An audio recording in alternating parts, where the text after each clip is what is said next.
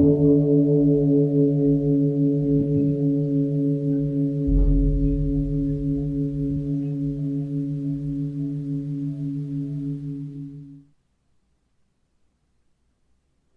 all beings be happy. May all beings be healthy. May all beings be free from harm. May all beings love life. May all beings awaken. Welcome to another Cuke Audio podcast. I'm DC, Poobah of Cuke Audio and Cuke Archives, doing our best to help preserve the legacy of Shinju Suzuki and those whose paths cross his, and anything else that comes to mind. I pray that you and yours are safe and comfortable, free from economic hardship, and able to get out and do whatever it is you want within the limitations of the universal precept of do as little harm as possible.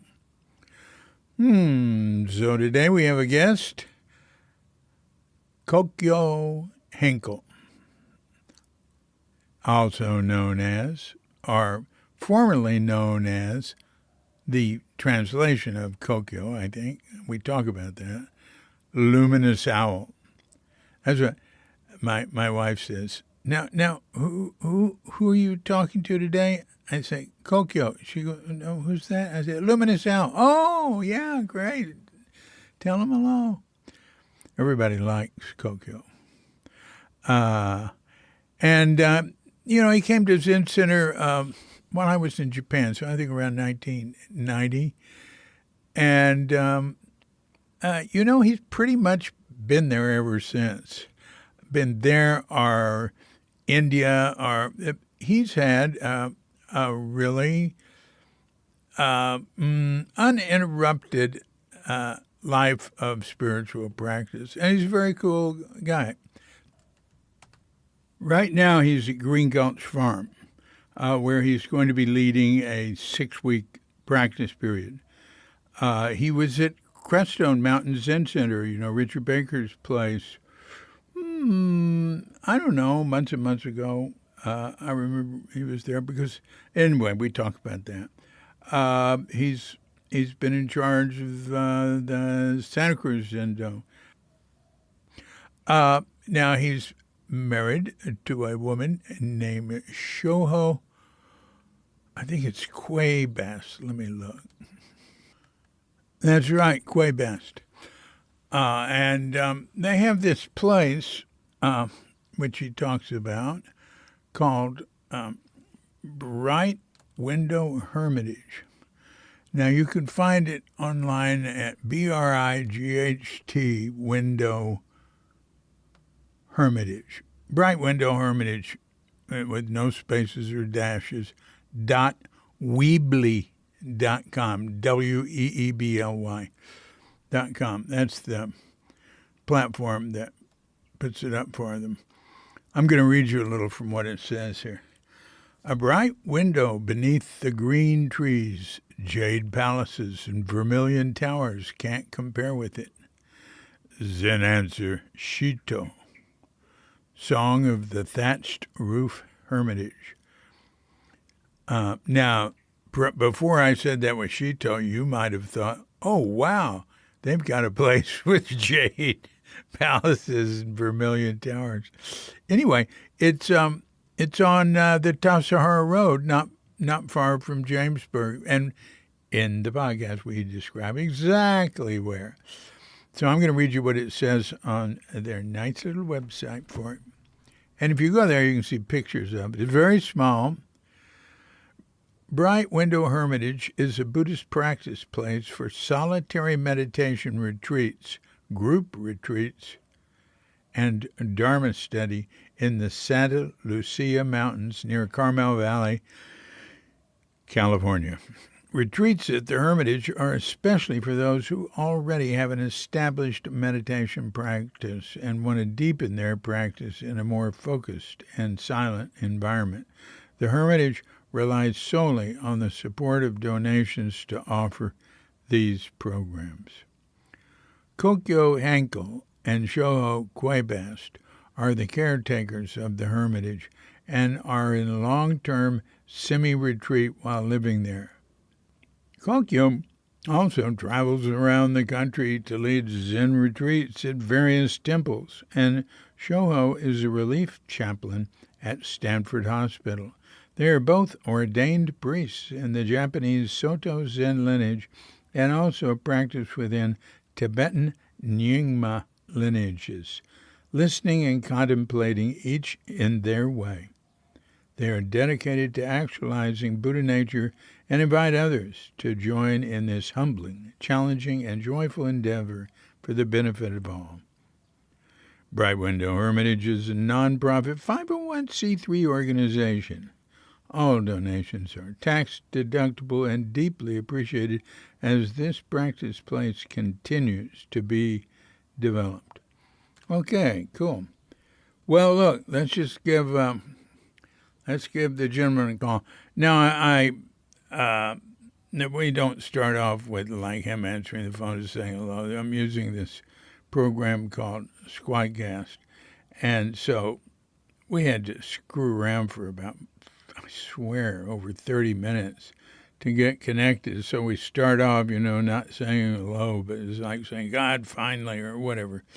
And also, the end got cut off for some reason. So right at the end, I'm saying something like, "Well, I'll let's hang up here and say goodbye," because with this program, we both have to stay in the browser on that page as it uploads.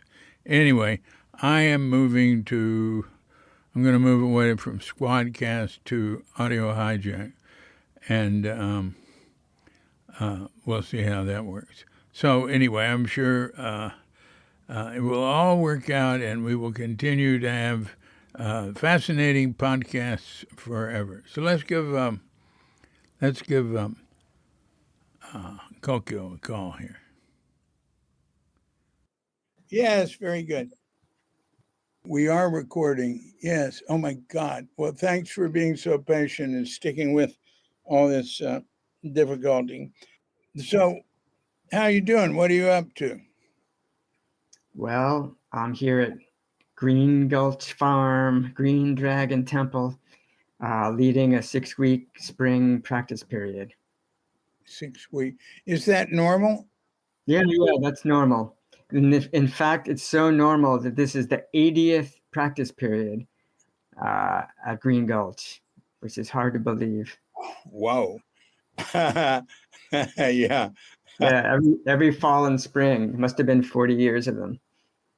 Wow. 6 weeks. That's interesting. Yeah, it's not always 6 weeks. Sometimes they're 8 weeks, but we're trying out this kind of like shorter style, a month and a half, 2 sessions in a month and a half. So it's packed full of zazen. Yeah, how many people? There's 17 in the practice period, but it's different than Tassajara because you have a group that's doing the practice period, and then you have the residents, another 30 or so residents that aren't in the practice period, but they're joint parts of it. Yeah. And, well, all right, you have people in the practice period, you have residents. What about outsiders? No, because I think it's too far. It's not like the city where you can just drop in. So I used to go there from Muir Beach. Oh, yeah. If people were in Muir Beach, sometimes they've done that, but otherwise, nobody who's in the practice period leaves either. They just stay in the valley for 6 weeks. You still have big Sunday lecture turnout, huh? Yep. It kind of decreased and disappeared during the pandemic time, but it's back. So people like to come by on Sunday. Yeah.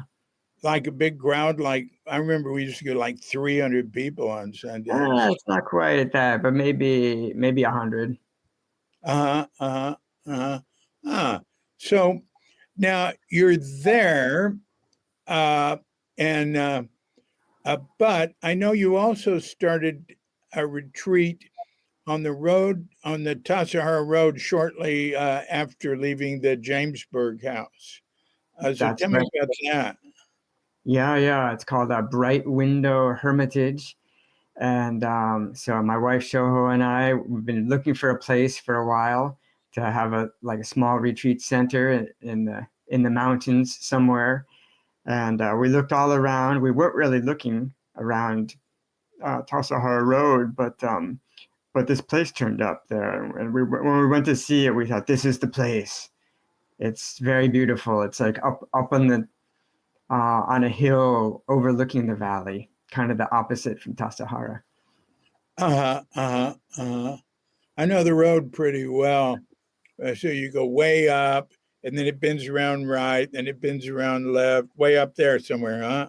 Yep, it's like there's one like hairpin turn just up from Jamesburg to the right, and Yeah. then it goes up, and then as it turns to the left, and the view opens up on the right, and so it's right there. It's the first house actually from the Jamesburg house. It's a mile up, but there's nothing else in between. Can you see it from the road? You can see when you're driving one way, so you can barely see it. You can Yeah, see the garage. yeah. Well, I know just where it is. Well, that's great. Well, tell me about it. I mean, you saw, when did you get it? This Did you was buy about the land or what? yeah, it was half a year ago.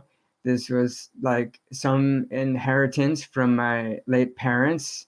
Very kindly left some inheritance that we thought, well, land is a good thing to invest in. Right.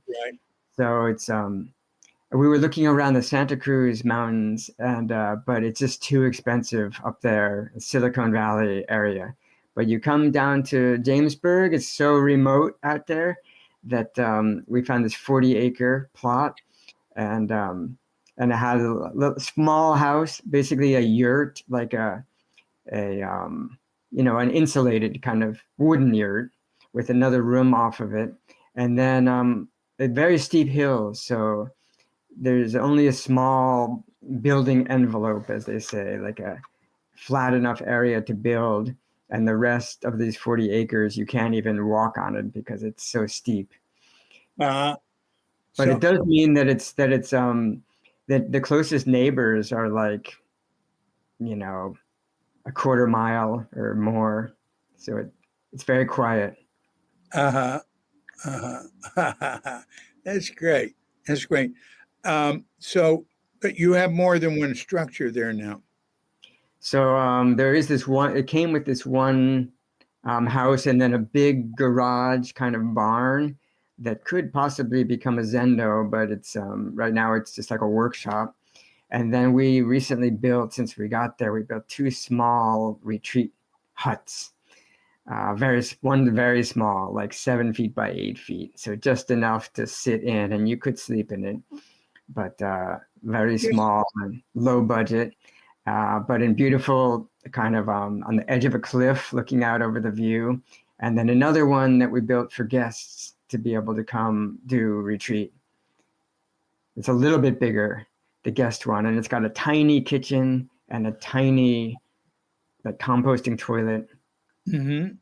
So it could be a self-contained retreat that way. Uh-huh. Um, the let's see, what was I going to ask? Um, uh, the so oh, I didn't know there was something I was going to ask you about it. Well, Uh, one thing that's kind of unique about it is that in especially Japanese Zen tradition, it's about group practice. So we're trying this experiment of like solitary retreat offering in the Zen tradition, which is kind of unusual. I think that's what's unique. yeah, You know, no, that's true. That's true. Uh, and but it's certainly part of the Buddhist tradition. well, yeah, for sure. Like Tibetan Buddhism has a lot of solitary retreat, and Theravada Buddhism, and even Chinese Zen has these hermit tradition. But maybe Japanese Zen doesn't have so much of that because the island is too small for people to go out into the wilderness.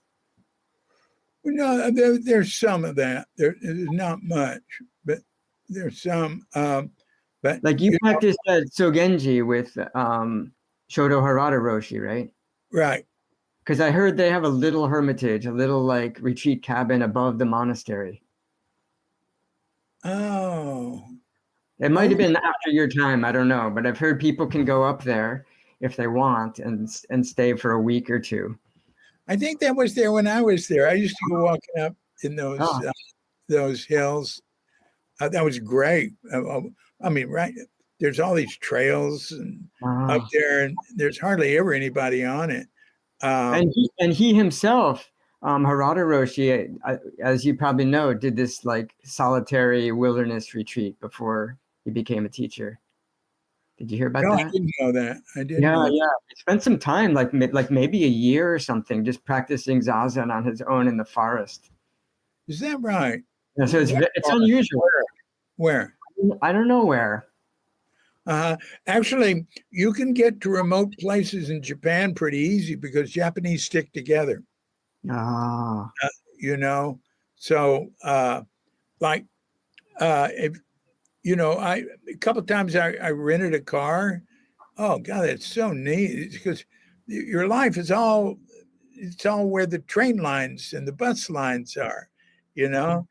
And I rented a car and Elin and I was with Elin Schweikert and my mother came and I do that. We go out into the country. Oh wow, it was just like another world, you know. But I won't get into that now. All right, now the what's the website that people uh, can see your place. What's it called again? yeah. We have a little website that's called Bright Window Hermitage. I think it's .weebly.com, but if people Google Bright Window Hermitage, you would find it. Yeah, it's good enough. Bright Window Hermitage, and I'll put that in the metadata. And uh, so now people can come there for private. Are there? Pardon. Are there different levels of participation possible? Well, as I say, it's all very new. We've just been there half a year and we just finished building this guest cabin like a month ago. So nobody's used it yet. It's all very new. But the plan is that, and in fact, already on the website, we have an application form for retreats. So we're trying to emphasize that people who already have a meditation practice, ideally, um, could come and do solitary retreat for a shorter or longer time so that it's really being used for meditation. So we have Yeah, this application process, but I think it remains to be seen what kind of people will want to do it. And then we'll also have sesshin. We'll also have group sesshin. We have one scheduled for the spring. But because it's on Tassajara Road, there's the monastery having sesshins down the road already. I think we don't need to emphasize that so much. We'll have a few, but I think what they don't have at Tassajara is this solitary retreat. so you say you'll have a few sessions who will come. I don't know. And we had 1 day long zazen kai so far, and 10 people came that were mostly from Monterey County, from Santa Cruz. Somebody came. Actually, a few people came all the way from Green Gulch, but I think they were just checking it out for the first time. So it's, as you know, it's a remote place. So if for a 1 day sitting, it's not very good because it's a long way from everywhere to just come for the day. But for overnight, just like Tassajara, we'll see who wants to come. And right now, if we have a sesshin, we have to limit it to actually under 10 people because we just don't have the space for more people to sit Mm-hmm. unless we Mm-hmm. sit outside if the weather's nice. Mm-hmm. Wow, that's really interesting. I'd like to go see it. I don't know if I'll ever get back. Yeah, if you ever go to Tassajara, of course, it's right on the way. So you're most welcome to come by. Yeah, yeah. Well, so uh, how did you get into Zen? Ah, so many causes and conditions, right? It's hard looking back. There's so Well, many go back things. as far as where were you born? In Connecticut, the East Coast, and a kind of a non-religious family. So, but I think even in high school, somebody gave me Zen Mind Beginner's Mind, or they loaned me their copy. And this was in in the late 80s. And that was a new thing for me. I read that book and I thought, this is really unusual. I had never heard anything like this, but and I didn't quite understand it, but something kind of clicked. I want more of this. This Suzuki Roshi, it's great. So that was high school. Nobody I knew had ever done meditation or anything like that. And then I went to college in Rhode Island, and there was a Zen group, and I took a Zen class, and the professor of this class was also a student of Sasaki Roshi, so he was a Rinzai Zen practitioner. Kind of like secretly at night, he would have like optional zazen at his house. And so some of the students would go and do that. And that's how I started sitting. And also Providence Zen Center, Sung-san Sunim, the Korean teacher, has this, his first place was in Rhode Island there. So now, what school? The school I went to was Brown University. Oh, that's very well known. Yeah. Yeah, so they had some teachers from the Korean Zen place there, and then there was this professor in Japanese Rinzai Zen. So between both of them, I kind of got into studying Zen and practicing.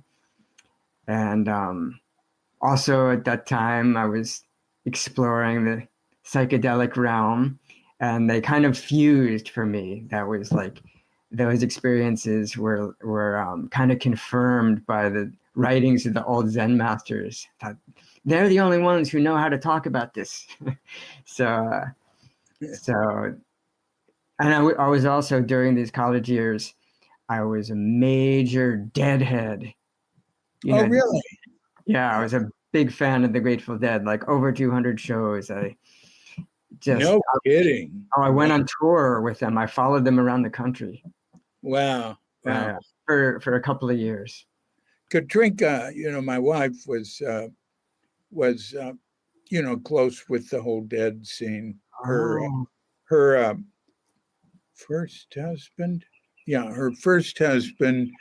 did light shows. He was one of the two main light show guys. And what's his name? Brian Epps. Oh, that's her second husband, right? Brian Epps. She and I both have been married 4 times. Brian Epps. Oh, no, I don't know him, but we should compare notes sometimes. Maybe we were at some of the same shows. Yeah. She would only have been at shows that were in the Bay Area. I was mostly on the East Coast, but I did see Bay Area shows too. Wow. That's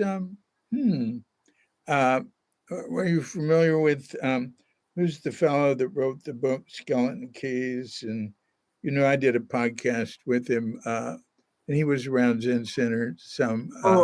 Yes, Steve Silberman. Steve Silberman, who died not long ago. Yeah, died recently. I never met him. I always thought I should really meet him because we shared that Dead and Zen connection, but somehow our paths never crossed. Yeah, a really nice guy. Really into it too, and also his work on. Go back and listen to his podcast, and his work on autism. Yes, really amazing, and he's not autistic, and he really broke the whole thing open. I mean, in a major way. Yeah, he was a real scientific mind. He wrote for Wired magazine. All right. So here you are in college, Deadhead. What did you study in college? Well, as I said, I started getting into the Eastern religion classes and Zen, but also like psychology, and I majored in art, studio art. So I did a lot of painting. And I like to tell people that the one class that I failed in college was the Zen class. Well, why was that? Well, it's because I never wrote the final paper. And Did you part of it, graduate? Did you I did graduate? graduate from the school, yeah, but I didn't pass the Zen class. I didn't write the paper partly because I was getting so into practice, and I felt at the time that like this is it's too intellectual. It's kind of like it's tainting the practice for me. You Yeah, know, yeah. since Uh-huh. then I've become more of like a scholar type. Now I love studying that kind of stuff, but all the Yeah, academic writings. But at the time, I felt like I don't want to do it. yeah. No, I understand. Sure. Uh, hmm. So there you are in college, and what happened next? Then, basically, right after graduation, I um, I thought before I get on with the rest of my life, I should see about like living in a Zen center. I mean, I heard about these Zen centers that you can live in them, and also had been to California in my Dead tour travels.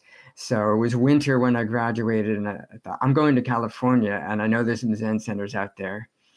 And I knew about them because somebody in the college dorm had the Wind Bell magazine from Zen Center, and that was the only way that I knew about it. There was that copy of the Wind Bell, and because I was starting to get into Zen, I picked it up and I thought, San Francisco Zen Center. There's a Zen Center out there.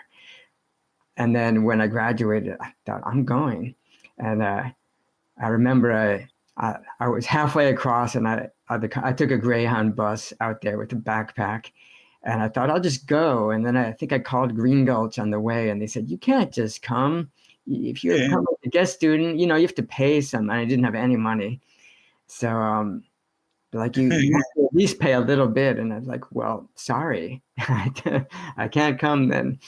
And then I basically was looking for any place they would let me just come for free.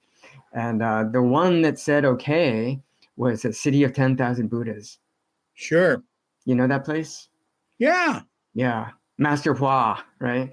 yeah. Who was like in his last, I think maybe year or so, he wasn't healthy. So he wasn't around much. I think I maybe saw him at one of the sessions. And I went for their Chan session, their 3 week session, basically in January, just because Yeah, that's what was that's happening. like, Yeah, I didn't even know what a sesshin was. So but they said, yeah, you can come. It was like the middle of sesshin too. And you can come. And oh, great. I'll do some zazen. But I had no idea what I was getting into. And they threw me into this, middle of this 3 week sesshin where I've never seen a sesshin like that before or since. They would sit till midnight and then they'd wake up at 3 and just sit all day, like hour-long periods with 20-minute walking. And so it was only 3 hours of sleep. And then a lot of the monks would just they'd sleep on their cushions there. And so this was the first place like that I'd been. So I was very impressed. I was wow, 23 years old, and I thought, what makes these people do this? There must be something to it. wow, wow. Um, how many people were there? It's a big place. Yeah, it was a lot. And I don't remember how many were living there. Maybe 100 or more. There's a big place. You're right. And then for the sesshin, it was like a popular event. So you have all these people coming. So it was that big Buddha hall they have was probably a couple hundred people sitting all over Wow. the floor. Yeah. Well, that's, Um, Throughout the day. And they only have one meal a day, right? And it's very austere, and it was very yeah. cold. They only had one meal a day. That's going. That's that you mean they had one at like before noon? Yeah, yeah, yeah. One giant vegan feast with one big bowl. I remember visiting them uh, in the city, and it was like 11:30 in the afternoon, Yeah. and everybody was sitting around. They were making all these pancakes and pouring syrup over it, which is not a really filling thing. I mean that'll go through you really quick, right? Yeah, And yeah. No, the uh, food was pretty good when I was there. it was all Chinese style actually, and so I was very impressed with their practice. But it was like I was new to the whole thing, and it's very culturally Chinese, right? So it was a little bit like unusual for me. And then after they finished their sesshin, they didn't do any zazen. They had like a little bit of optional zazen, but lots of ceremonies. And I love Zen ceremonies now, but at that time it was like, I don't know what's going on here. I need to find a place to do more zazen. So then I heard about Tassajara. Yeah. I want to say one thing about the city of 10,000 Buddhas. It's outside of Ukiah, right? Yes. I worked for the Brown administration when it was new, and for the California Conservation Corps, and I became friends with the guy who was head of the state mental hospitals, and who was actually had been with forestry a long time. And he got hold of me one day and said that, one thing, there were, the mental hospitals used to be full of people, but then with the advent of all these behavioral drugs and stuff, and also the guy, what's his name, Saz, who wrote the book about how people shouldn't be held against their will unless they're dangerous physically. And so the combination of those two things, it's emptied mental hospitals. And we were one thing I was involved in was putting California Conservation Corps centers into underutilized mental hospitals. But the one up there, they were just going to close. So Don got hold of it. Was also that Reagan was like cut the budget on a lot of these hospitals. Yeah, but it was while Reagan was governor, but it was happening across the country. It wasn't just him. So Don Miller got hold of me one day, and he said there was this religious group that wanted to buy or take over. I don't know what their deal was. Whatever it was called, I might have been Mendocino State Hospital. The one outside. And he asked me about that group, and I said, "Oh, they're totally traditional, not culty at all." I had gotten into some of the upper Mooney circles so that I could warn state officials when Moonies were trying to make headway into their group, which they did. They were very stealthy. So anyway, I had a slight role in. You helped me to get that place. Yeah. And it still has a feeling like it's a insane asylum when you're there. The dorm rooms have like bars on the windows, and it's kind of run down, and there's these long dark hallways. It's kind of spooky, actually. The only time I went there was to visit Bill Porter. Oh yeah, he was living there, right? Yeah. Yeah, he worked on a whole book there. I don't know what, Heart Sutra or one of those books. And yeah. All right. So after there, what happened? After there, well, I guess I maybe spent a few months at Mount Madonna Center, the yoga community, because Tassajara wasn't open yet in the spring. That's what it was. Tassajara said, unlike Green Gulch, Tassajara said you can come without any money and you can just be, a work student for the summer. I'm like, oh yeah.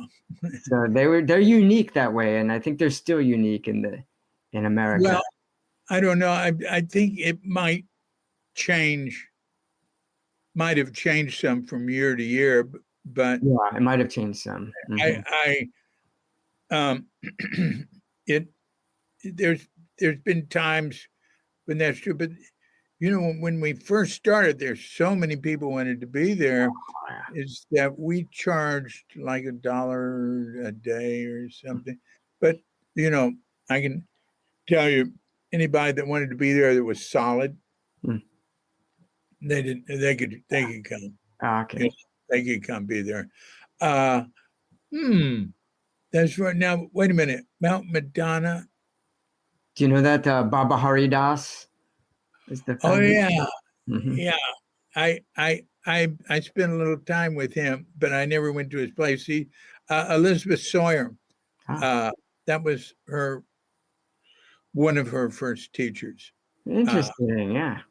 yeah, so she took me to meet him and stuff a couple of times back when she was new at Zen Center. Uh, yeah, so it's like in the Santa Cruz Mountains, That's right? right. That's right. Very beautiful place. Yeah, up in the hills there. Yeah, he was a wonderful guy, very impressive, don't you think? Yeah, yeah, for sure, for sure. And was Yeah, there for a long time. yeah. And I was glad to be there for just a few months, but I learned yoga and I still like doing daily yoga, so it was a good introduction to that. He's not still alive, is he? No, no, he died maybe 10 or so years ago. Yeah, yeah, right, right. Um, hmm. So how was it there? I really that was like kind of it was a little bit more my style maybe than City of 10,000 Buddhas. It was a little more hippie style, and but even though I was more interested in Zen, it had that kind of alternative community feeling, and I got to meet some of those silent yogis. They follow their teacher's practice of like many years, sometimes lifetime vow of total silence and writing on the chalkboard Yeah, like their yeah. teacher. So one of those silent yogis named Vishwanath, he was sort of my first kind of spiritual mentor, I would say, and he's still there. He's probably Hmm. 80 now or something, and he's still silent. But this was, 1989, I think. So he kind of like, he sort of, I had lots of questions for him. Of course, he had to answer them on the chalkboard. And it was great to see somebody really devoted to the path. I remember he would do the town trips. He was the town trip truck driver, and I would go on the town trips with him to go collect things. And driving down that windy mountain road, I'd ask him some Dharma question, and he'd be like driving with his little chalkboard trying to write it, and no, no, don't answer.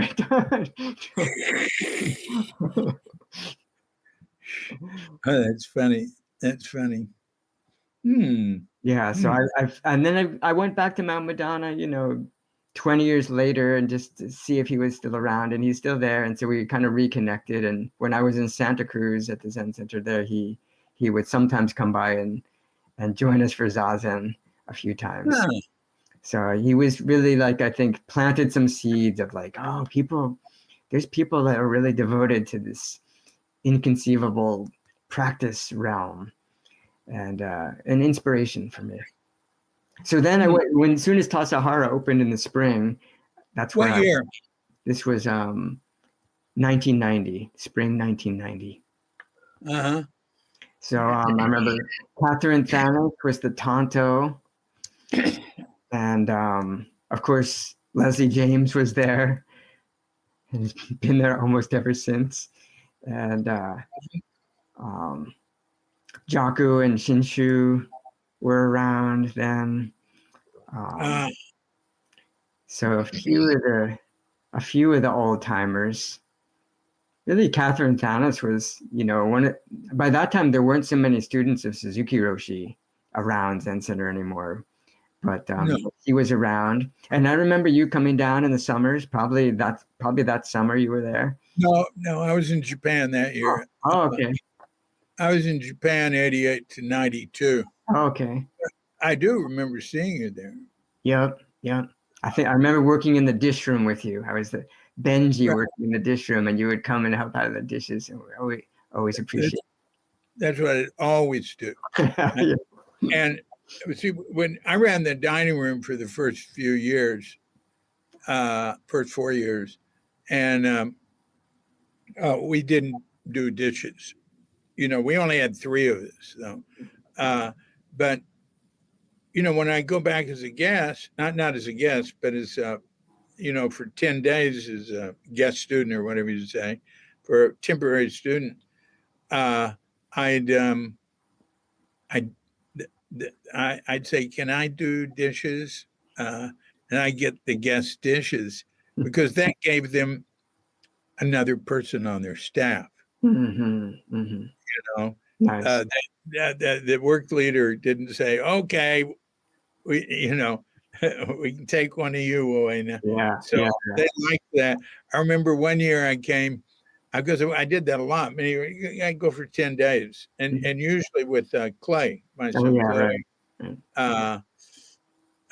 And well, after he was old enough, but one year I went there, and somebody in the dining room said, "No, we don't need anybody." So they put me on cabins, and I'd worked about 3 minutes when somebody came in and said, "You're on the dining room staff." They went back and said, "What? It's an extra person." And that was good because I really didn't want to do cabins. I heard that in the early days, you'd really hang out with the guests in the dining room. Well, sure.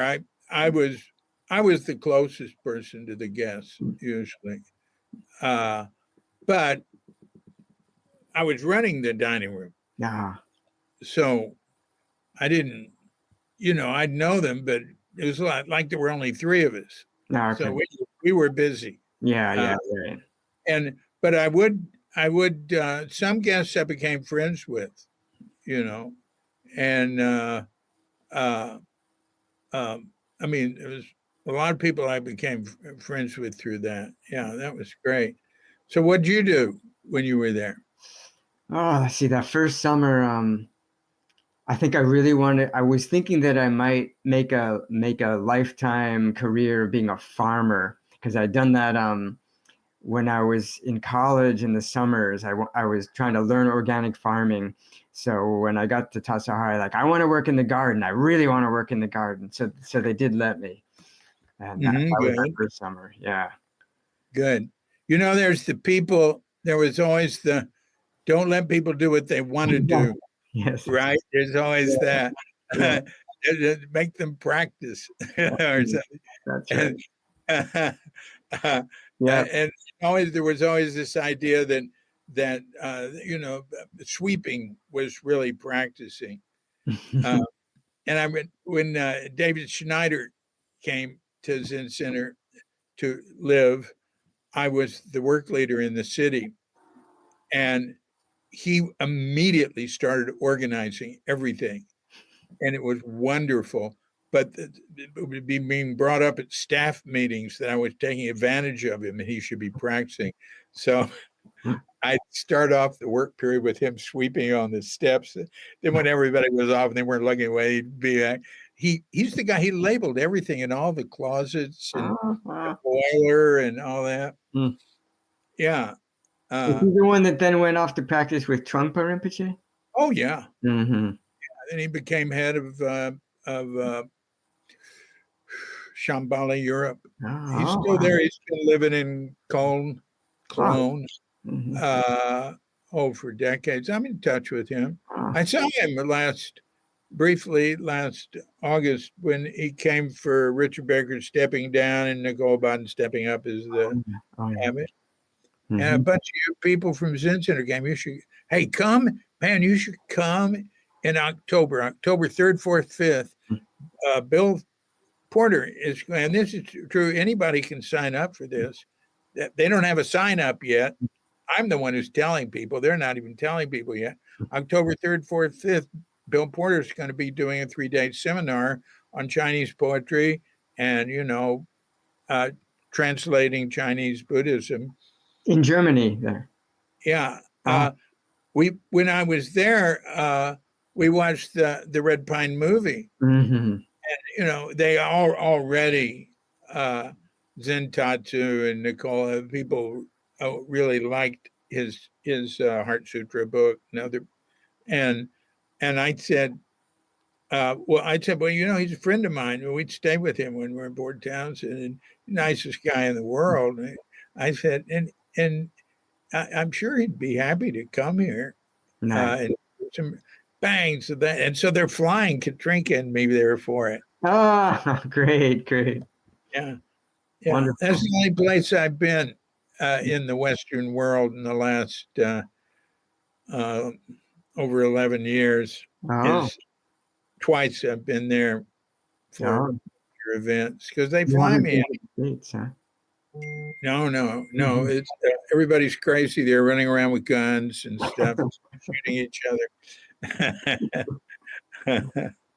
um, yeah. What I was thinking about the states recently is the destruction of the library at Alexandria, Mm. and there have been some really major destructions of knowledge in the history of the world. A couple of them in China, where Yeah, they're trying. and India too, like Nalanda. Yeah, well, yeah, well, Hmm. that was Muslims coming in and doing that, but the sacking and burning and destroying of the Library of Alexandria was like all known knowledge in the world Hmm. gathered right there. And why did it happen? Is it's felt anyway by whoever I listened to that it was because these were elite scholars, and the average people had no idea what was happening there, and they resented it. And Oh, sometimes they rose up, and I sort of feel like that's what is happening in America today. Is the the government has not communicated well enough to people the value of all the services mm, it performs. mm. And there's been so much emphasis on anti-government propaganda. And, some of which is true, but it's like uh, uh, they could be, they're be destroying things that enormous numbers of people depend on. But anyway, enough of that. I just like the comparison of the destruction of the Library of Alexandria. And I see this as sort of a mob action in Mm-hmm. America. It's got support. It's not just happening by two people, you know. Yeah, yeah, yeah. There's some crazy stuff going Yeah, on but these days. people feel left out. But Mm. anyway, so hard to get to them. So listen, all right. So there you are at Tassajara in the garden. And how long were you there? I mean, what happened? Where did your Uh, path lead from there? I think that fall I went to Green Gulch and did a practice period with Tenshin Roshi, Reb. I met him in the spring. I think just before going to Tassajara, I heard a talk, and then he came to Tassajara, and we kind of clicked. And I thought, uh, there's something to learn from this guy. So partly why I went back to Green Gulch, and then I think then after that, I think I went to India for a few months because I thought I could see that I was getting like pulled into Zen Center, and I thought I could end up staying here a while. And before I get stuck, Uh, I want to go see what Buddhism is happening in India, particularly Smart. Tibetan Buddhism is Yeah. happening there. So that was a great travels, but it seemed like it was too late. I was already kind of hooked on Zen Center. So after Where'd you go? I did the Buddhist pilgrimage route in northern India, all the Bodh Gaya, Varanasi, and Lumbini, Krishnagara, and Vulture Peak, and those places. Oh, that's supposed to be a sort of dangerous place to go. Bodh Gaya is probably the most dangerous, actually. Well, I know Bogaya area, but but Vulture Peak, I've heard is Oh, like best to have a guard when you go there. oh, it was okay when I've been several times since, and Really? it's a Huh. little bit. It's kind of touristy now. There's enough pilgrims, Indian and foreign pilgrims there that everywhere seemed pretty safe, except there were some really remote places. Like I think that first trip I tried to go to there's the four main pilgrimage spots, and then there's another four kind of minor ones, like Sankashya, where the Buddha's mother came down from Tushita heaven, and that was like, we took this bus way out there, and there was like nothing there. There was one tiny little hut with one monk in it. I'm like, oh. and there was no guest houses or anything. When we got there at night, my friend and I are traveling, and luckily this monk was like, "You can just stay in my hut here and meditate with me," which is very kind. Otherwise, we had no place to stay. Wow. Those were a little bit sketchy. But India is amazing, right? Have you been to India? Yeah. Yeah. Just this ancient magical land. I mean, Varanasi, right? Is just like it's been this city, the holiest city for like millennia. Yeah. So you really have that feeling. It's nothing like that in America for sure. No, India. Oh my God. Yeah. India is. It's a zoo. It's got so much variety. Actually, America has a lot of variety too, but it's different. And it doesn't have the depth and the Depth and ancient history. ancient roots. Yeah. And India, so spirituality is infusing the whole culture. yeah. We go to a little chai shop to get some tea, and the guy sitting next to me starts talking about cosmic consciousness. Yeah. That's normal. That's normal. Yeah. And the morning that people come out and they do the pujas on the outside their home and make offerings to the local spirits. And Yeah. probably like that in Bali too. No. No. Bali's not cosmic. It's animistic. Oh, okay. Like Japan, really. Shinto. Japan, Shinto has got people's hearts in Japan. And there's not like a yogic culture of like sadhus and that kind of thing, huh? No. Okay. No. But they respect yoga, and there is yoga, there is meditation. Meditation's associated with health here. Okay. Always. Mm-hmm. But they'd say they don't talk about what they're into, which is offerings to spirits. Oh. That's what happens all day, every day. It's there's a family that pretty much owns the street I live on. It's a dead end street, and I passed my day this morning. He's making an offering in front of one of the homes. He's fixing it up. It's a home where an American guy and his Philippine wife live, but there's a little shrine in front. Okay. But every place, we have so many offerings at our home. The landlords make offerings at the shrines in front. There's 3, actually. There's a big one and 2 like cubby holes and walls. But what are offerings to? Huh? What's receiving the offerings? Oh God, I can't keep up with it. Spirits, for the good spirits, the benevolent spirits to help you and to keep evil spirits away. I don't think they think about it. They're not intellectual. They don't think about it. They just do it. I appreciate that. I think I also practice in the Vajrayana realm where it's a lot about making offerings to Dharma protectors. You got to feed the Dharma protectors because they help out a lot. I mean, they've served me well. I'm much more comfortable in a Balinese ceremony than others because it's so completely unintellectual. We'll go get purification when he's pouring water over your head, and we've gotten into the mangrove, which really doesn't look particularly like a healthy thing to do. It's just completely submerged. It depends on who's doing it. And once I was there, and there were like people with like five women with babies, and they're pouring water. They have these little buckets.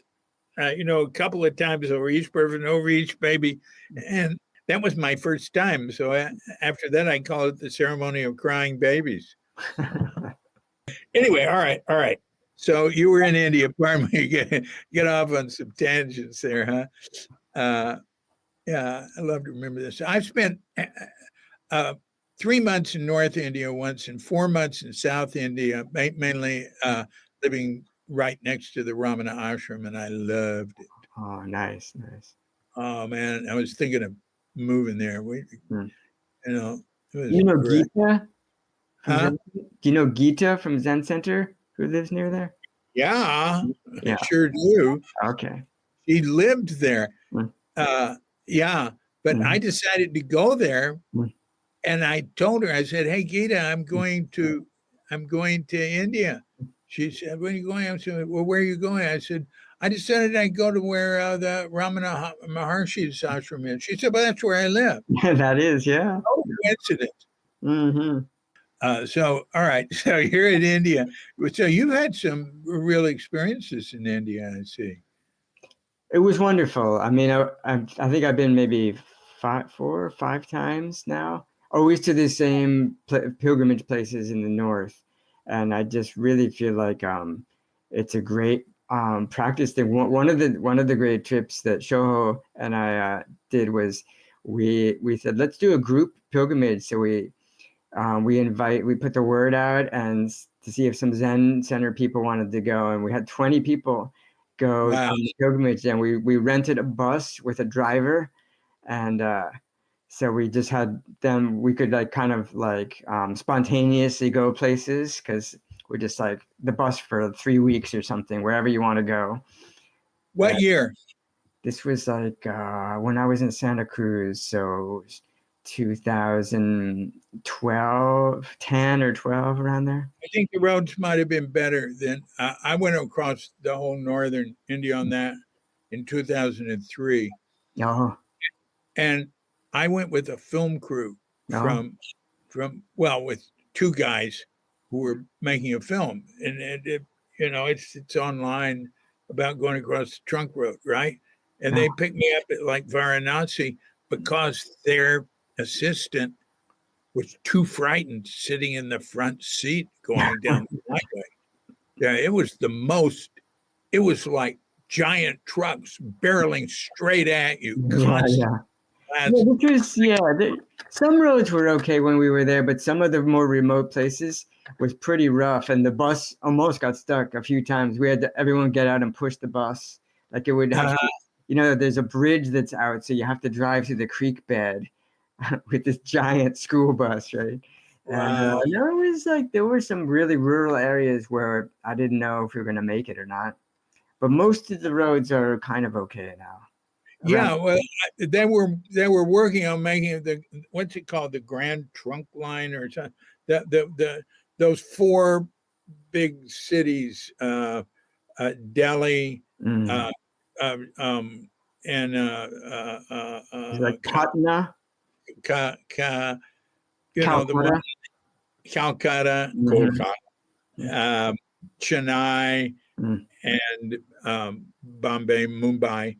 Okay. They wanted to have a really good highway between all of them, and it was just being built Mm. when when I was going across. And but the funny thing was, Bihar, like you said, uh, it was the most dangerous Yeah, place, right? the parts like between Gaya Station and Bodh Gaya, that's where they say there's bandits and like you don't want to do that trip after dark.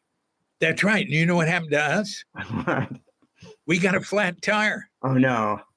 Yeah, and we got a flat tire, but we were still just entering the dangerous part, and but we decided, well, should we try it? Mm. So, so we went on, Uh, at, like while the sun's going down. So yeah. that was a little scary. But out of Bodh Gaya too, just going across the river there to Mm. the Oh yeah. to to the Milk Maidens Yep. town. I Sujati was Village. Yep. out of here. It's getting too dark for you to be here. Yep. Yep. Yeah, go back. Mm. It's beautiful though that places like that village maybe hasn't changed in 2,500 years very much, right? There's this little grass, mud huts, people farming, and very simple life, probably similar to the Buddhist time. Yeah, Yeah, yeah, yeah. It's amazing. It's amazing what you can see there Mm-hmm. and experience there. There's so much variety. Yeah. You go Yeah. Rajasthan or Mm-hmm. Bihar, Mm-hmm. down to Kerala. Yeah. Good Lord. Uh, I found southern India, and I had a heart doctor who was a Kashmiri Hindu, and he told me, "You're going to like southern India. They're more dignified people. They're the original people from India." He said, "We're the invaders," and it's true. Northern Indian men can be very aggressive, uh, and I would run into certain thing, situations, not where I was being threatened, but uh, Southern India was. I really liked it. Was I really liked it. Mm-hmm. Yeah. I haven't been to Southern India at all. Yeah, I will go. I mean, Gita's still going back and forth, huh?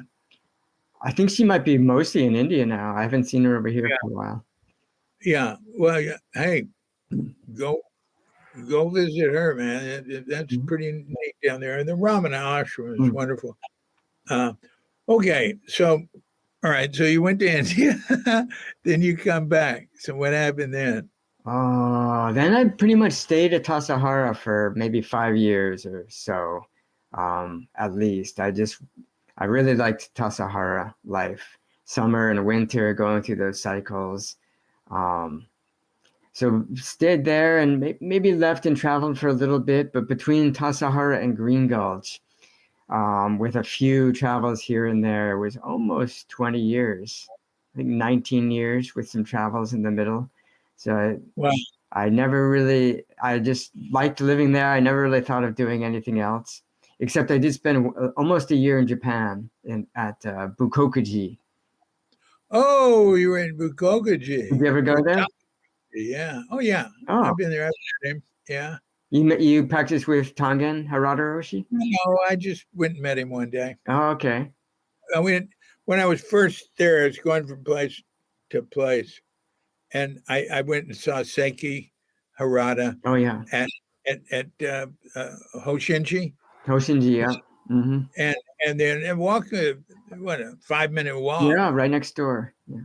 You could see it, Yeah, right, right. You can hear the two Bond shows kind of resonate together. right? And they didn't have anything to do with each other, and they're both in the Harada lineage. That's right. They're both Haradas, Yeah, and the Harada lineage that Yasutani's out of. right, But right. was Tayun Harada. Yeah. one of them was uh, a step up um, in the he was earlier. Uh-huh. And maybe institutionally, seems like Seke Harada inherited the more prestigious monastery of Hoshinji. And that was why I heard that was why there was some rivalry there. Oh yeah, definitely. But I think Tongan Harada had his was an earlier generation. Oh, okay. Uh, Yeah. like he did they. I don't know. Maybe he got his transmission from Harada and Yes. Seiki from someone else or Maybe that's right. Yeah. Right. something. I don't know. I don't know what it was. Anyway, I met with both of us and in both temples. I saw they were very serious practice temples. Yeah, for sure. Uh, and I and then I went to Harada The other Harada. Shodo. Yeah. I'd already met him, and we'd gotten along. Mm-hmm. And I said, I said I visited various teachers, and I decided I'd be there. But so And that you worked out. also practiced a little bit at Shogoji down in Kyushu, right? I did. I did. Yeah. Because I went there for when I was that year in Japan. I went there for maybe a couple of weeks to Shogoji. Who was there? Was that guy there? No, and it was like not during a practice period, so there was just a handful of young monks, maybe five, and the director was running it, whose name I can't remember. Who was he? I can't remember. but I think he was there for years. I wonder if he was there. I was there in what year? God, I can't even remember. No. When did I go to Japan? Oh, 88. So that guy, Korematsu, Yes. was there. He had been at Zen Center beforehand. Uh-huh. He was very popular in Zen Center. And he was there. He got ordained by Kobun. Oh, yeah, right. And then he lived in India for a while, I think. Boga. Yeah. Yeah. His I should get hold of him. He's in New Zealand. He became a very well-known established teacher in New Zealand. Mm-hmm. And I ran into students of his. Very unusual for Japanese, maybe kind of hippie Japanese monk. Yeah. Well, he was, I mean, my experience with him in the temple was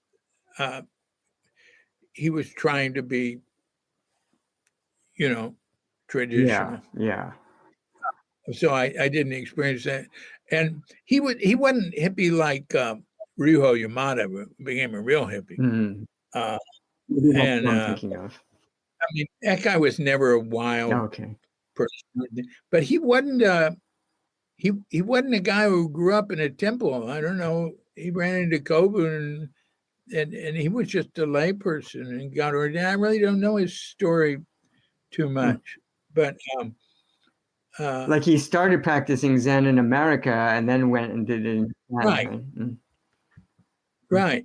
And he was under this guy's, one of them became avid of age, Narazaki. Oh yeah, the Nagasaki brothers. Mm-hmm. Right. He became a disciple of. I get them mixed up. I've been with both of them, and one of them though was more associated with our temple. I think of him as the taller one. But anyway, Sugen and Iko, yeah, Iko and Sugen Nagasaki. Yeah, it's all sort of blending together. So, wow. So, I remember for a long time you were Luminous Owl, and that was the greatest name. But was that just literal translation of your Buddhist name? Yeah. I thought I want to go by a Dharma name, but it's America, so I should use the English. And so trying it out, but it was a little awkward. People thought it was like a Native American name or something. I thought it was so cool. Well, you used your Luminous Owl for years. Yeah, for sure. Yep. I always think, Katrinka says, who are you talking with? I say, Kokyo, Luminous Owl. I mean, if I don't say Luminous Owl, she won't know who I'm talking about. Kokyo came much more later. I think when I went to Santa Cruz Zen Center, I started going with Kokyo. When I went to Santa Cruz, they said I could tell people felt a little uncomfortable about Luminous Owl. They're like, what should we call you? Do we have to call you Luminous Owl? It was a little bit.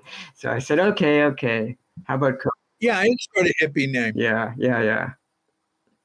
Yeah, you are a little bit of a hippie. Well, I was a deadhead. Right? Huh? I was a deadhead. You're a deadhead. Right. I called myself a semi-hippie back in the 60s before I came to. Sounds like maybe almost everyone in the first years of Tassajara was. No, not Dick Baker, not Silas. Okay. Well, I don't know. It's hard to say. Silas Hoadley seems so straight in so many ways, but actually he'd come out of the spaceship in the Hague. Oh. Which was, a psychedelic place, and he wore a button that said, if it moves, make love with it or something. But no, there were people. Claude Dallenberg was he wasn't at all hippie, but he's one of the characters in the Dharma books. I mean, maybe more beat. What about you? And you must have known. We were in a three-way conversation with Eric Storley recently, right? Oh yeah, of course. He seemed pretty hippie, huh? Yeah. Oh, yeah. Eric was very close with Laura and really into the psychedelic thing, and still. So, what's your feelings about psychedelics now? Well, I think you heard that I was just in this conference that's called Psychedelic Buddhism 2025, even though it's the first year of doing this conference. But maybe they have a plan to do it every year. And I was impressed that there were like 30 speakers, presenters on these panels of Dharma teachers mostly, and also scholars and academics and doctors, and so it was a wide range of people talking about this conjunction of Buddhism and psychedelics, and almost a little bit of maybe a renaissance. Some people are calling it a psychedelic renaissance in the last, last 5 or 10 years. I just talked to somebody recently at Green Gulch here, a young person in the practice period, who maybe in his 30s, who said, "Oh, yeah, that's how me and my friends all got into Zen, is through psychedelics." And I thought, "Oh, I thought that was a thing of the past," but No, no, it's become uh, respected uh, far wider in far wider yeah, circles yeah, than before. like in A therapy, lot. for example, psychedelic Oh yeah, therapists. There's quite a few now. the fellow who wrote the Botany of Oh Desire. yeah, Michael Pollan. Yeah, He's had a lot to do with the definitely. making Yeah, psychedelics respectable. for sure. Again. Yeah, his book, How to Change Your Mind, I think really Yeah, was kind of mainstream because he's so well known. So he kind of went out on a yeah, limb to do all this experimentation, and that's a great book, I think, that he put together there. yeah. Well, hell, he wrote an article in the New Yorker about it. Mhm. He's really done a lot there. But I had a chapter in Zigzag Oh Zen, yes, yeah, yeah, uh, which was a book that came out 20 years yep, ago yep. They did it. They about. did a reprint, and now I have a chapter in there too. Yeah. Oh, what? Say it again. They did a reprint of Zigzag Zen, and they put in some new chapters. So I have a chapter in the latest edition. Did they include mine? Yes, it's still there. Yeah, Yeah. yeah. Because my whole point was about the war on Right, drugs. right. Was about as Buddhists, we should look at all the Yeah. persecution that's happening for people about and but they took out the funny stories, so they're coming back. I've got them in. Well, I mean, they left the points some, but I had some pretty far out You stories had some there. good, I think it was in that article, a story about looking for the clear light, your own experience. Yeah, no, that one remained. But I have a book coming out in September, Tassajara Stories, Oh, oh, good. and it's the first one. It just goes through the first year. Oh, Uh, in let's see, in uh, in the second book, which takes you to the Suzuki Roshi's funeral, uh, it has some of the it has the stories that were cut from there about psychedelics, and one of them's great about Mark Lewis coming to Tassajara on his first acid trip, uh, and quite unexpected experience. But anyway, uh, so you have a book on yeah. a whole book just on 1 year at Tassajara, Well, it's what leads up to that huh? year Oh, too. okay. The book starts in 1964 on Lake Oh, Ontario okay. with Ed Brown and Alan Winter in a canoe that gets overturned and they're drowning in the lake, a big lake and glacial water. Mm. That's where it starts. And it's got a lot that isn't Tassajara. I mean, really tells how the haiku sendo got Oh, going. great. I look forward to reading this. It's got more. It's got stuff about, Sasaki, visit with Sasaki, a psychic I knew in LA. I mean, it's just any stories guests told me. It is all over the place, And I'm very grateful and surprised that any publisher would take it, but they did. Who's publishing it? Monkfish. Ah. Mm-hmm. Yeah. Great. Yeah, I just got the page proofs today. Wonderful. So well, one thing in terms of psychedelics, there's what I think of as the true psychedelics are. Well, there's the word entheogen too, which is that being used? Yeah, it is. I think it's a synonym, but it's putting us more of a spiritual slant on it. You got married. How'd that come about? Oh, that was maybe the last year at Green Gulch before going to Santa Cruz. Then Shoho and I had been friends for many, many years already. We were both really doing kind of monastic style practice. We'd go to these monastic conferences together. And so it was great to just be friends. And then at some point realize, maybe there's something more here. And then that was right around the time when I was leaving to go to Santa Cruz, and she was about ready to leave too. So she came also. She lived at Jikoji, I think, for a few months while I was at Santa Cruz, and then just moved down there. So, and I went because Catherine Thanis was trying to retire. So I had met her, 20 years earlier at Tassajara. She was the Tanta when I first got there, and then she went to Santa Cruz, and I stayed. And then somehow these 20 years later, when she was looking for somebody to keep the Santa Cruz Zen Center going, she asked me about coming to do that. And I had never really thought about leaving Green Gulch and Tassajara, but I thought, this is a good opportunity. This would be something really different, a small Sangha like that in town. And so Shoho and I both lived in Santa Cruz for 10 years. And while I was teaching at the Zen Center, and during that time, we both really got into Vajrayana Buddhism too, because there's a lot of places in the Santa Cruz area and around the Bay Area.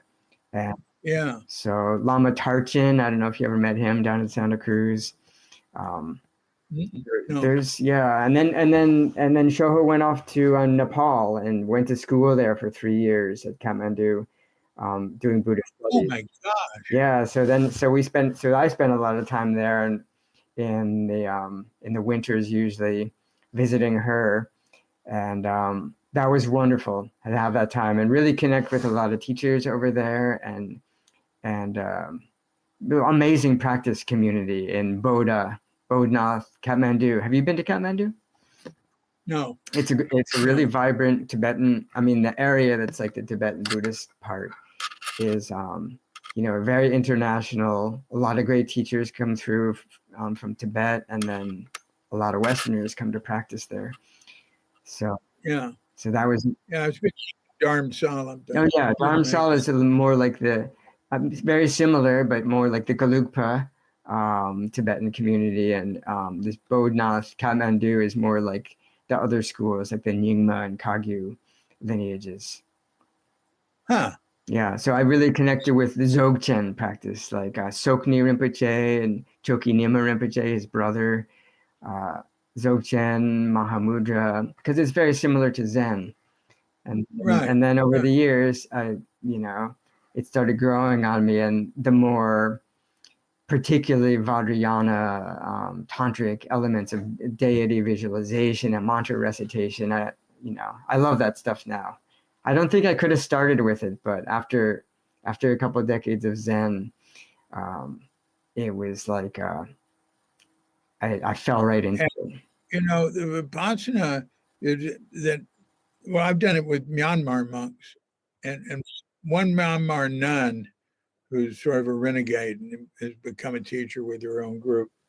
And they all use Mahasa method, which is just like Zazen. Mm-hmm. Yeah. Right? There's lots of overlap. All these Buddhist traditions. Yeah. In many ways. So I didn't pay anyway. I didn't. They talked so little. I liked it. I liked it better in session in some ways. There were less talking. They were just walking and sitting constantly. Yeah. Longer walking usually too, right? Longer walking. Maybe you walk for a whole hour. Hour. Hour of sitting, hour of walking. I can't do it anymore. I mean, well, I may be good. Actually, they won't let me. The last one I tried, I was 79. They said I was too old. And they are physically very difficult. But you know what? I would follow the schedule religiously more than anyone. Right? Because I know any break you take, it's just going to make it harder. Yeah. Well, that's your Zen background too, right? Follow the schedule. Just do it. Yeah, absolutely follow it. But also, I wouldn't lie down. I wouldn't, I could sleep when I sit, man. No need to lie down. Yeah, they're very demanding.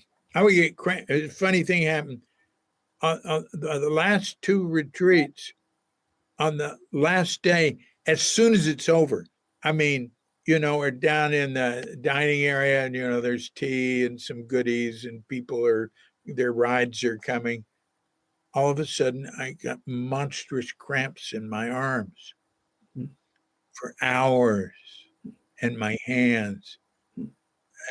Both times it took about 4 hours for them to go away. It was so amazing. That's a strange place to get cramps in a retreat. Yeah. Well, I'm holding my hands. I don't know. That was something. Well, oh no, wait a minute. You were at Crestone. Yeah. Over these years, I guess in Santa Cruz, I started going to Crestone to see my teacher Sokni Rinpoche for the Dzogchen retreats, and where his main American seat is in Crestone. So many summers going out there for that, and then more recently, for the first time, really staying at the Zen Center there, at Nicole's invitation. So that was great last summer to spend a few weeks out there. There's not that much happening outside of a practice period. There were just a few people.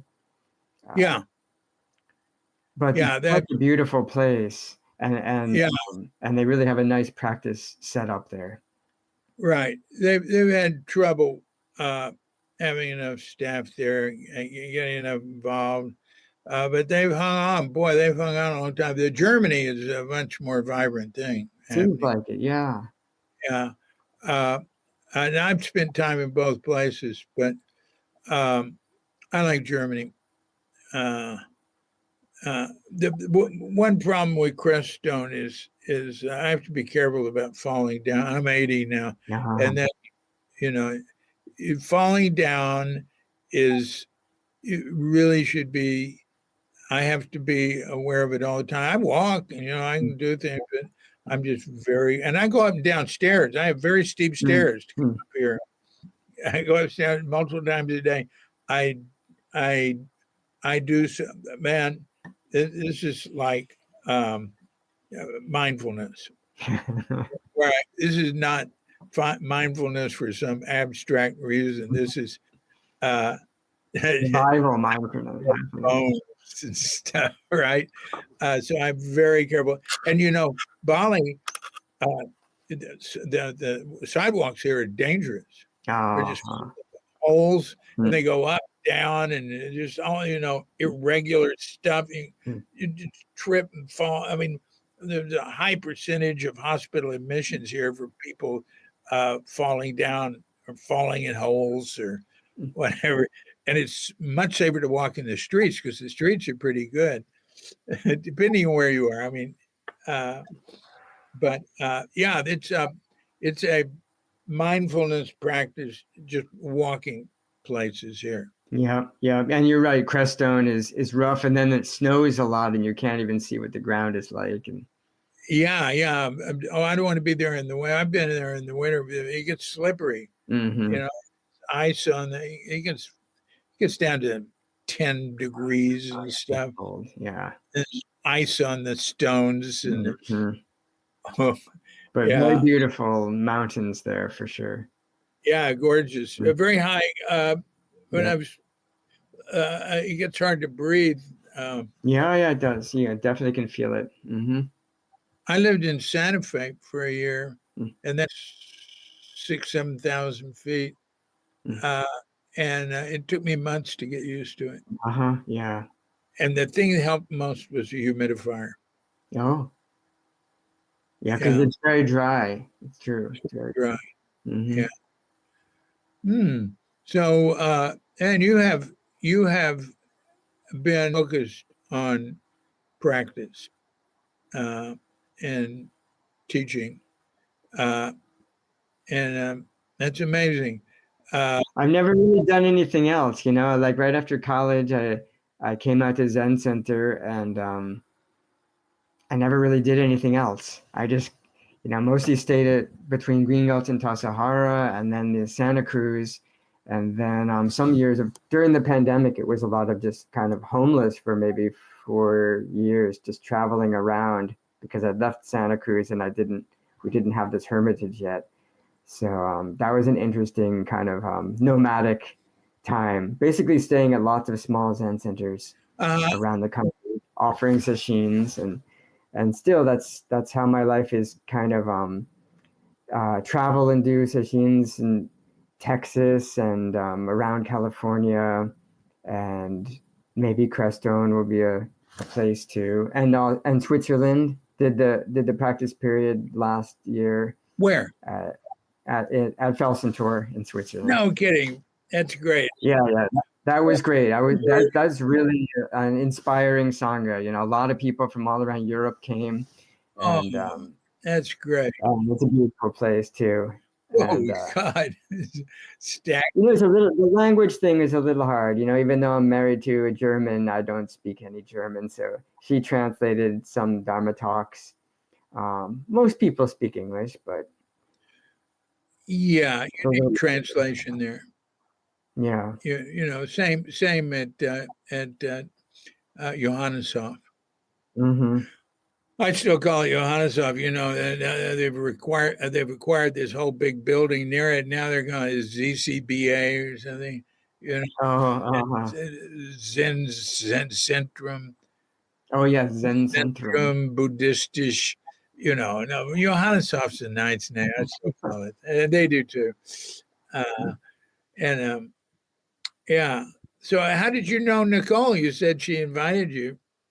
Oh yeah. So Baker Roshi and Nicole Roshi came to Green Gulch like when I was here a year ago or so.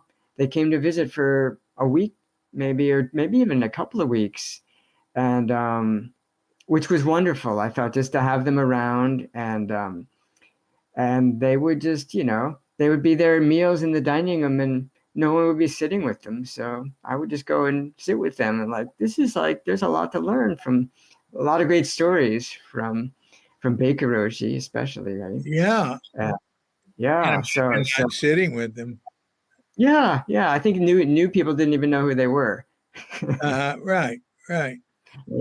So that's how I got to meet him and Nicole and spend some time. And they said, and I told them, I go to Crestone almost every year for these Sokni Rinpoche retreats. And they said, oh, why don't you come do something at the Zen Center? Good. Yeah, Nicole is great. Yeah. I think it's she's a great force for the next generation, the next wave of this Crestone and Germany. It is Now, is Tinchem Reb Anderson, has that been your only Zen Center teacher? He's really been my main teacher all along, and he's still here. It's great sitting next to him in the Zendo this practice period. He's leaving in I think June. So this is his last months at Green Gulch before he moves to Enso Village. Oh, I hate to see him leave. I think he should. I know.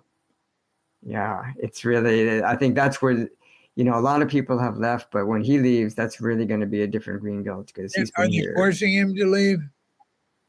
Kind of. It's kind of like maybe that's not the best word to use, but I don't think he would have chosen it. Yeah. How is he physically? He just led this January intensive. So he's 81. He's so quite good. Getting older, but he could lead the intensive, which is pretty intensive. It's almost like sesshin for 3 weeks. I just don't like that. I just don't think, I don't see Rabbit Inso, I don't know if he does either. Yeah. He should be able to stay there. I think what will happen is that he will probably come back. He's very welcome and invited to come back and lead retreats. And so, and then, he's got this place, No Abode. Do you know about No Abode Hermitage? Yeah, I do. Tell me about it, though. It was really actually, I was deeply connected with that. That's kind of me and this friend Helen kind of started that place in Mill Valley here. What year? This was 2000, I think. Right. Yeah, we were living in Tassajara, and there were some of us at Tassajara who really liked the practice periods and felt like we really get a head of steam going in the practice period. But then summer comes and we kind of it gets so dispersed and it gets so busy. So what if we could keep practice period kind of mode going on all the time? It was what some of us thought. And we thought, well, we can't really do it at Tassajara, so we maybe find a smaller place. So we talked to Zen Center about what about using the Jamesburg house or building something in the horse pasture. We had lots of ideas. No, you can't really do it. So we thought we just have to find a place somewhere else. And we found this place that's just a few miles from Green Gulch on shoreline here. It's in a little neighborhood, but it's at the end of a road that's so it's like you can go by trail from No Abode to Green Gulch because there's no houses in between. Oh, that is so cool. Yeah, it's a nice kind of big place where you can have a lot of people sit. But when we first started, it was meant to be like a real kind of like a small group practicing together. And the reason it was so close to Green Gulch is so that Tenshin Roshi could come and kind of guide this group of people. But he never really came so much. So there were a few of us there for about 4 years. People came and went, but I was there for the whole time, really. And then finally it was me there for the last maybe a half year. And then I ended up going back to Green Gulch, but the place was there. We did many, many sessions with just like 4 people. In the 4 years, we probably did like 30 sessions or something. Oh my God. So it was a real vibrant practice time. Did you buy it? Or? Somebody donated it. Yeah, someone donated the house. Wow. Yeah, so and it has a great big open space in the center for a Zendo, and it has several like bedrooms. So we had like a men's and women's dorm, and we did takuhatsu in Mill Valley. Oh my God. Yeah, we put on the bamboo hats and the straw sandals and did it the traditional way. Yeah, we supported ourselves that way for I think it's almost 4 years. Oh, you're kidding me. Yeah, it was a great experiment. It wasn't it wasn't quite like Japan because people don't really understand it, but so we would like stand in front of Whole Foods with our oryoki balls, and shoppers coming out would like, oh, we'll offer you some. And then we had this fruit stand. You used oryoki bowls for it? Yeah, like Japanese style. So we had Tagatsu in Japan. We had special bowls for it. Oh, we did use our oryoki bowls, but I can't remember if they were like. I can't remember. Yeah, bukokuchi, we had like, yeah, maybe old oryoki Yeah, style not the bowls. same one you use Yeah, in this. yeah. But I think we might have used our actual regular Yeah, bowls. yeah, but And then we had the they're bag. inside of a cloth. Oh, this we had like these bags that hung over the neck, right? And we Right. put the bigger food in there. The bowl is mostly for money, right? In I Japan. can't remember. Yeah, we make quite a bit of money. Uh, Yeah, you know, yeah. um, you could go. I could go to Japan and put on my priest robes and say, "Go Tokyo, Osaka." You can do it in Kyoto, but stand on a street corner downtown, and you can make real money doing that. You know what? How I know is because like monks at Hoshinji and Bukokuji and places would go do it for a couple of days to get their airfare to go back to America. Right? Oh, yeah, yeah. I, Uh-huh. yeah. Uh, You must have known Mike Jamvold. well, of course, we're very. Yeah, so he was when I was at Bukokuji, he was come and go, but he was mostly there. Oh, yeah. He spent a lot of time in Japan. Huh? Oh, yeah.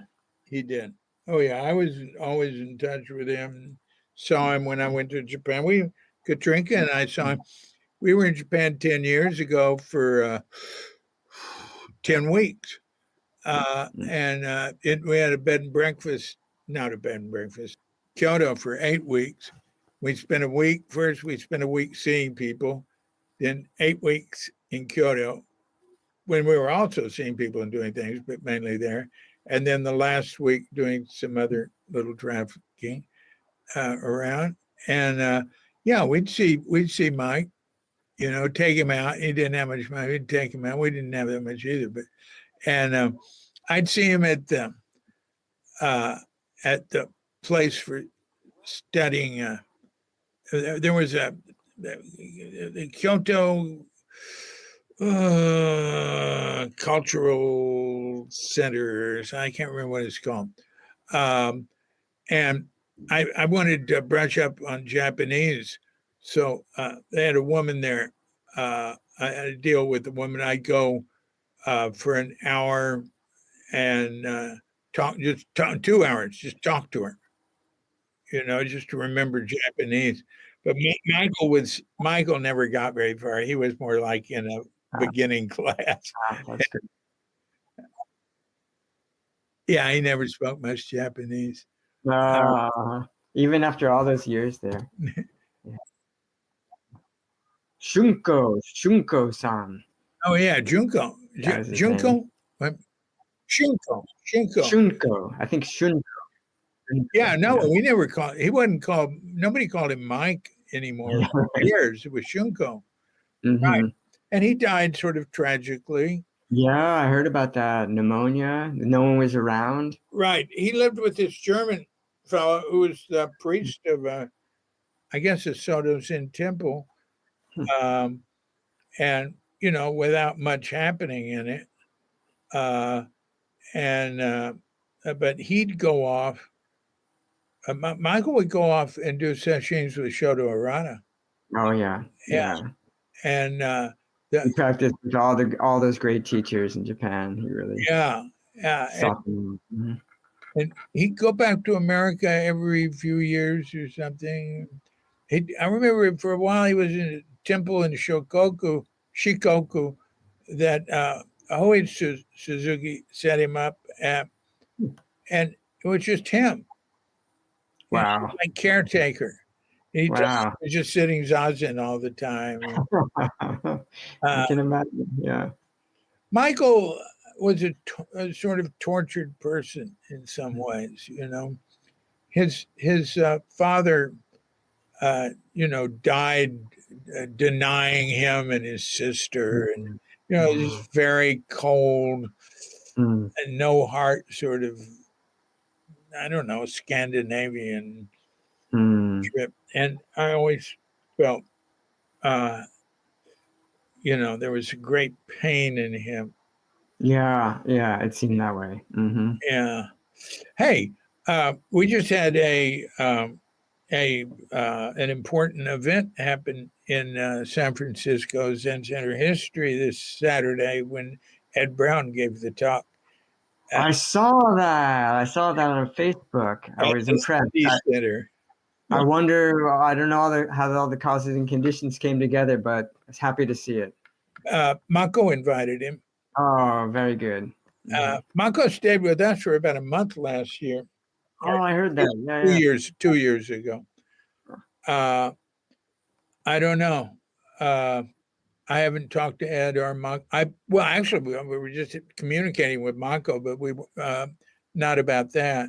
I thanked her for inviting him. Yeah. Wasn't he like the very first person at Tassajara because he came with the place, something like that? Well, you can learn all about it in September when you read Tassajara's stories. It starts off with that trip. Yeah. The very first. But I'll tell you, Alan Winter was the first. Oh. They came together to Zen Center. And I thought Ed was like the cook at Tassajara before the Zen Center was there. He was. But okay. Alan was there before him. He went to visit Alan. Oh, okay. He and Alan came together. And just cook for the resort, huh? No. He and Alan came together to San Francisco because Ed's older brother Dwight had been sending him Zen Flesh, Zen Bones stories, and Dwight was there, and they dropped out of college, and they'd been on this island off this lake in Ontario for 6 weeks. So came down and we're living in San Francisco. And then in 65, got involved, I think, in sitting at Zen Center. And then in 66, in like February, Alan and his girlfriend and Richard Baker and Jenny went together in a vehicle to join some others from Zen Center for a ski weekend in the Sierras. And Alan and Dick didn't ski. So they were together. And Dick found out that Alan was studying carpentry in a school. He was getting a trade school. He was, and Dick said, "Well, I know a place that wants a carpenter." And he said, "It's called Tassajara Springs. It's, why don't you go down there?" And Dick already had his eyes on the place. Okay. Suzuki hadn't been there yet. So Alan was the first person there. And then Ed, he went down and got the job. He came back, finished school, and then Ed drove him to leave him there and liked it. And went out and met Robert Beck and was hired as a dishwasher.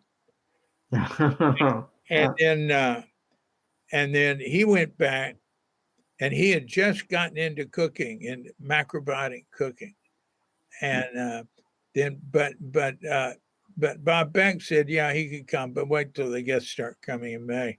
So he came down, and he was washing dishes, and then evolved into the cooking. Anyway, it is all described in great detail because Ed has told me all about it, and I didn't even need to get anything out of any books. I've got an enormous amount from Ed and Alan. Ed is very featured. He's, Ed he doesn't have anything to hide. He's not trying to protect his image. So I can talk about his difficult life because that's what he talks about. Yeah, I so appreciate that you're doing this kind of like historical gathering of all these stories while these people are still around, because how else would these stories get passed along?